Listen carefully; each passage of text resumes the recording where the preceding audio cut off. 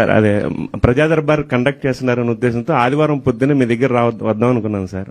ఆదివారం పొద్దున్నే మంగళగిరిలో కిషోర్ గారని నా బిజినెస్ స్నేహితుడు, ఆయన రవిశంకర్ ఎలక్ట్రికల్స్, వారిని అడగడం జరగగానే వెంబడే మీ ఆఫీస్కి వెళ్ళి ఆ డీటెయిల్స్ కనుక్కున్నారు సార్.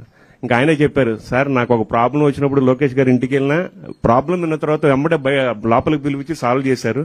మీరు ఎడ్యుకేషన్ సంబంధించిన కూడా ఇబ్బంది ఏం లేదు, లోకేష్ గారు అలా ఫీల్ అవ్వరు, మీరు వెంబడే వెళ్ళండి అన్నారు. వస్తే సెక్యూరిటీ సార్ వాళ్ళే లేదండి సార్ హైదరాబాద్లో ఉన్నారన్నారు. వెంబడే సార్కి చెప్పాను. సార్కి చెప్పంగానే మా నెంబర్ ఇచ్చి మీరు ఫోన్ చేయొద్దు, జస్ట్ మెస్ఎంఎస్ చేయండి చాలు, సార్ వెంబడే స్పందిస్తారన్నారు.